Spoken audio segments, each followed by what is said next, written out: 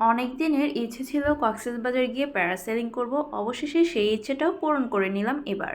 Parasailing করার জন্য আমি ডলফিন মোড় থেকে একটি অটোরিকশা নিয়ে দরিয়ানগর পয়েন্টে চলে গেলাম। মূলত 3টি পয়েন্ট রয়েছে প্যারাসেলিং করার। আমি দরিয়ানগরের ফ্লাই আর সি স্পোর্টস পয়েন্টেই চলে গেলাম। দরিয়ানগরে আসলেই আপনারা কিন্তু মেইন রোডের সাথে এই প্যারাসেলিং স্টেশনটা দেখতে পারবেন। আর এই জায়গার এনভায়রনমেন্টটা এত বেশি সুন্দর ছিল আর এত বাতাস ছিল, সাথে প্রকৃতির সৌন্দর্য, মানে সব মিলিয়ে কি বলবো, খুব বেশি মনোরম ছিল এই জায়গার পরিবেশটা। প্যারাসেলিং করার জন্য এখন আমি টিকিট কাটবো, আর টিকিট কাটার ক্ষেত্রে কিন্তু অনেকগুলো রুলস অ্যান্ড রেগুলেশনস আছে। তো এখন আমি একটি কাজ করতেছি, দেখতেই পারতেছেন যে আমার ফোনটাকে আমি দড়ি দিয়ে বেঁধে নিচ্ছি। এটা আমি আমার হাতে করে দড়ির সাহায্যে বেঁধে উপরে যখন আমি প্যারাসেলিং করব তখন নিয়ে যাব ফোনটা। বাট আলটিমেটলি ওনারা আমাকে ফোনটা নিতে দেয়নি, যেহেতু আমি ফার্স্ট টাইম প্যারাসেলিং করতেছি। আর উপরে ওঠার পরে আমার 2 হাতেরই কাজ আছে, যার কারণে ওনারা বললো যে উপরে ওঠার পরে ফোন হাত থেকে পড়ে যাওয়ার সম্ভাবনা অনেক বেশি। তো সেই জন্য ওনারা আমাকে আর ফোনটা উপরে নিতে দেয়নি। টিকিট কেটে এখন আমরা চলে যাচ্ছি সমুদ্রের কাছে। আর এবছর নাকি সব জায়গায় অনেক ধান হয়েছে, তো সাগর পাড়ে এসেও দেখি ধান। টিকিট কাটার ক্ষেত্রে প্রথমেই ওনারা আপনার বনসই নেবে, লাইক আমরা অপারেশন থিয়েটারে যাওয়ার আগে যেরকমভাবে বনসই করি ঠিক সেরকম একটা বনসই দিতে হয়।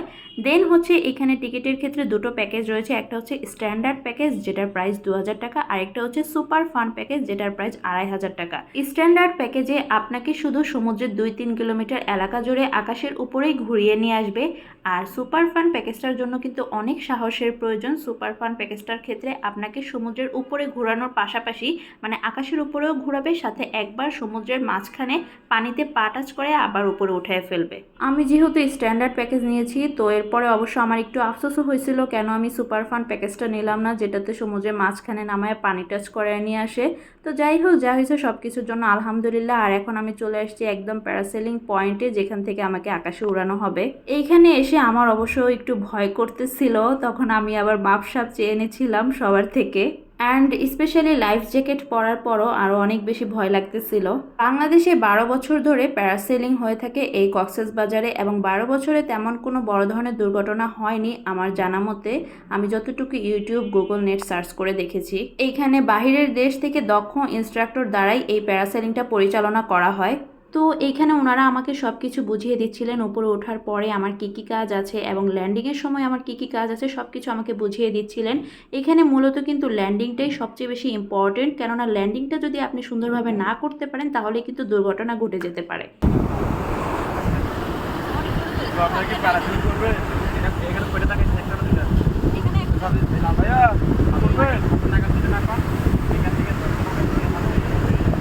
করতে পারেন প্যারাসেলিং করার জন্য এখানে ওনারা আমাকে সমস্ত দিক নির্দেশনা নিয়মকানুন বুঝিয়ে দিচ্ছিলেন। প্যারাসেলিং করার জন্য একটা স্পিড বোট কিন্তু সমুদ্র রাউন্ড দিতে থাকে, যে স্পিড বোর্ডের সাথে এই প্যারাশুটের দড়িটা আটকানো। তো এই দড়িটা যখন স্পিড বোটটা টান দেবে তখন কিন্তু আমাকে রানিংয়ে থাকতে হবে। আর এই যে একটা লাল দড়ি দেখা যাচ্ছে, এই লাল দড়িটা কিন্তু আমাকে ল্যান্ডিংয়ের সময় টেনে কাঁধের কাছে নিয়ে আসতে হবে, তা না হলেই কিন্তু ল্যান্ডিংয়ে বিপদ হতে পারে। উপরে ওঠার পরে আমার তেমন কোনো কাজই নেই, উপরে ওঠার পরে আমি 2 হাত ছেড়েই বসে থাকতে পারবো। আর ল্যান্ডিংয়ের সময় আমাকে হাতের বাম পাশে কাঁধের কাছে নিয়ে আসতে হবে এই লাল দড়িটা টেনে, এবং এই দড়িটা কিন্তু 2 হাত দিয়ে অনেক প্রেসার দিয়ে টানতে হয়। আর এই দড়িটার মধ্যেই প্যারাশুটটা আটকানো থাকে।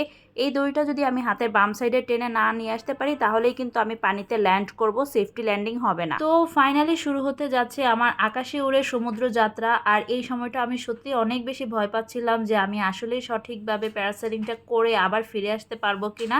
তো যাই হোক, আল্লাহর নাম নিয়ে শুরু করে দিছিলাম প্যারাসেলিং। তো এই যে ফাইনালি কিন্তু জেটস্কি আমাকে টান দিয়ে উপরে উঠে ফেলতেছে, আর এখন হচ্ছে রানিংয়ে থেকে উপরে উঠতে হবে। আর এটা হচ্ছে ক্যামেরা 1 বলতে আমার মোবাইলে ধারণ করা ফুটেজ, আর এটা হচ্ছে ক্যামেরা 2, ওইখানের একটা ক্যামেরাম্যানকে দিয়ে আমি ভিডিও করাইছিলাম। তো ফাইনালি শুরু হয়ে গেল আকাশে উড়ার অ্যাডভেঞ্চার, পাখির চোখে পাখির ফিলিংস নিয়ে আকাশের সৌন্দর্য, সমুদ্র এবং পাহাড়ের গভীর মিতালি, যা কিনা সত্যি আমি কোনো ভাষায় বলে বোঝাতে পারবো না, এত সুন্দর ভিউ।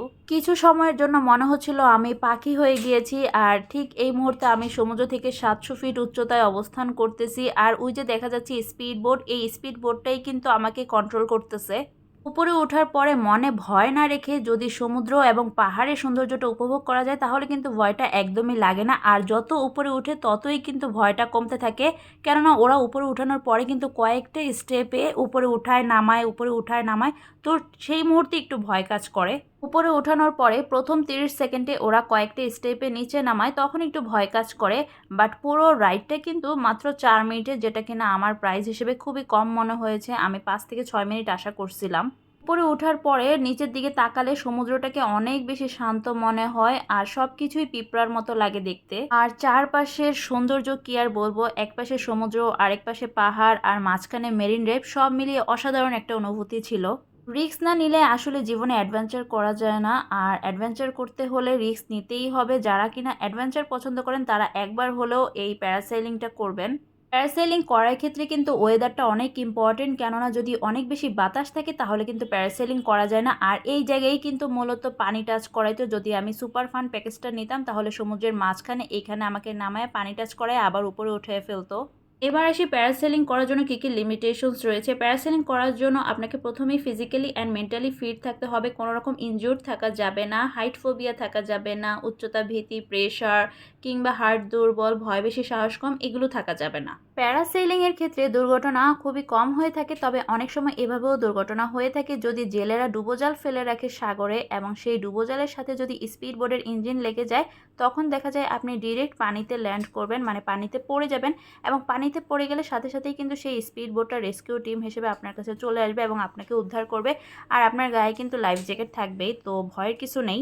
আর এখন হচ্ছে আমি ল্যান্ড করব, আর ঠিক এই মুহূর্তে আমাকে ওনারা একটি মাইকের সাহায্যে ডাকবে এবং বলবে যে আমি যাতে লাল দড়িটা টেনে কাঁধের কাছে নিয়ে আসি।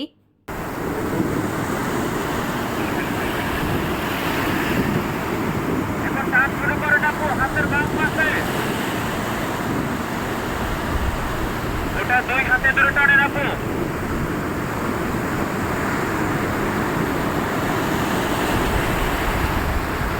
তো ফাইনালি আমি সেফলি ল্যান্ড করলাম, আলহামদুলিল্লাহ। আমি অনেক টেনশনে ছিলাম যে আমি লাল দড়িটা টেনে হাতের বাম পাশে সঠিকভাবে নিয়ে আসতে পারবো কিনা, কেননা অনেক অনেক প্রেশার দিয়ে টানতে হয় এই লাল দড়িটা। আর এখন আপনাদের সাথে আমার কিছু ফিলিংস শেয়ার করব। ওই মুহূর্তে প্যারাশুট শেষ হওয়ার পরে যেই ফিলিংসটা, সেটা আমি আপনাদের সাথে এখন শেয়ার করব। ফার্স্টে অনেক ভয় পাইছিলাম, বাট উপরে ওঠার পরে অনেক সুন্দর। এক পাশে সাগর, আরেক পাশে পাহাড়। একটু ভয় লাগছে, বাট অত বেশি না, যেরকম আমি বিমানে উঠি ওরকমই। বাট একটু মাছ সাগরে তাকালে ভয় লাগে। অনেক ভালো লাগছে, বাট খুবই কম সময় মনে হয়েছে, আরও 5 মিনিট থাকলে ভালো হতো। শেষে নামার সময় একটু লাল দড়িটা ধরে বেশি টান দেওয়া গেছে।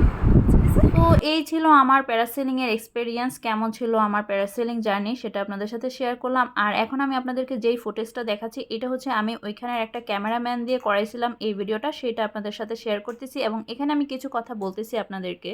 সেটা হচ্ছে আমার কাছে মনে হয় আমার ফোনের ভিডিওটাই বেশি সুন্দর হয়েছে ক্যামেরাম্যান দিয়ে করানোর চেয়ে, কেননা আমার ফোনের ভিডিওটা হচ্ছে লম্বালম্বিভাবে করা হয়েছে, যেখানে কিনা সাগরের সাথে আমার প্যারাশুটের একটা সুন্দর কম্বিনেশন দেখা গেছে। বাট এখানে ক্যামেরাম্যান শুধু আমার ভিডিওটা আকাশে উড়ারি করেছে, যার কারণে আমার কাছে তেমন একটা ভালো লাগেনি ভিডিওটা। তো ভিডিও করার ক্ষেত্রে আপনারা অবশ্যই এইভাবে বলে দিবেন যাতে ভিডিওটা লম্বালম্বিভাবে করে।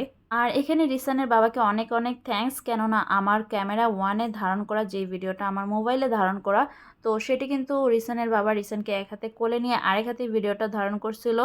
তো যাই হোক, আমার কিন্তু সেই ভিডিওটাই বেশি ভালো ছিল। আর এটা কিন্তু ক্যামেরাম্যানের ভিডিও। ক্যামেরাম্যানের ডিএসএলআর দিয়ে ভিডিও করানোর ক্ষেত্রে আপনারা কিন্তু অবশ্যই ভালো করে দামাদামি করে নেবেন, কেননা ওনারা কিন্তু ফার্স্টেই বলে 600, 700, 500 এরকম বলে। তো একটু ভালো করে দামাদামি করলে কিন্তু 200-র মধ্যে ভিডিও করে নিতে পারবেন। আর প্যারাসেলিং করার ক্ষেত্রে কিন্তু অবশ্যই আর্ট শার্ট কমফোর্টেবল ড্রেস পরে নেবেন, কেননা আমি কিন্তু অনেক ঢিলেঢালা ড্রেস পরছিলাম, যেটা কিনা আমি ভয় পাচ্ছিলাম যে কোনো প্রবলেম হবে কিনা। বাট ফাইনালি আলহামদুলিল্লাহ আমি সেফলি প্যারাশুট করতে পারছি। প্যারাশুটের ক্ষেত্রে কিন্তু ড্রেস সিলেকশনটাও অনেক ইম্পর্টেন্ট। আর প্যারাসেলিং করার ক্ষেত্রে আপনারা হচ্ছে ফার্স্টেই বলে নেবেন যে আপনি উপরে উঠে বসে প্যারাসেলিং করতে চান। আমি একটা ভিডিওতে দেখছিলাম যে একটা মেয়ে উপরে উঠে বসে প্যারাসেলিং করতেছে, তো যার কারণে আমি আকাশে ওড়ার পরে অনেকবার বসার চেষ্টা করতেছিলাম, বাট আমি কোনোভাবেই বসতে পারতেছিলাম না। আমার মনে হচ্ছিল যেন বেলটা খুলে পড়ে যাচ্ছিল বারবার। তো আমি তো আর জানি না যে ওনাদেরকে নিচে থাকতেই বলে দিতে হবে যে আমাকে যাতে বসে প্যারাসেলিং করার মতো সেট আপ করে দেয়। তো এটা আমি আগে জানতাম না, জানলে আমি অবশ্যই বলে দিতাম যে আমি যাতে উপরে উঠে বসে প্যারাসেলিং করতে চাই সেইভাবে আমার সেটআপটা করে দেয়। নিচে থাকতেই আমাকে যে বলে দিতে হবে আমি উপরে উঠে বসে প্যারাসেলিং করতে চাই, এটা যদি আমি আগে জানতাম তাহলে আমি ওনাদেরকে বলে দিতাম, আমাকে ওইভাবেই বসার মতো সেটআপ করে দিবে।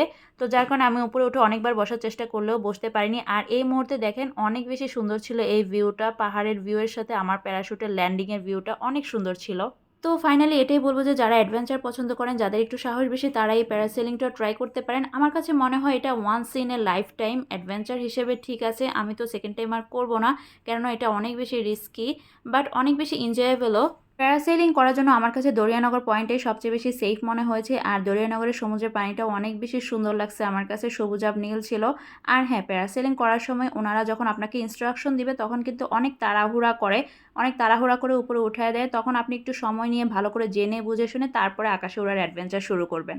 তো এই ছিল আমার প্যারাসেলিংয়ের ভিডিও। আশা করি ভিডিওটা আপনাদের কাছে ভালো লাগছে। ভিডিও ভালো লাগলে অবশ্যই পেজে ফলো দিয়ে দিবেন, আর সাথে চ্যানেলটাও সাবস্ক্রাইব করে দেবেন। আল্লাহ হাফেজ। পাশে মাথার উপর লাল বেল, ওটা 2 হাতে ধরে টানেন,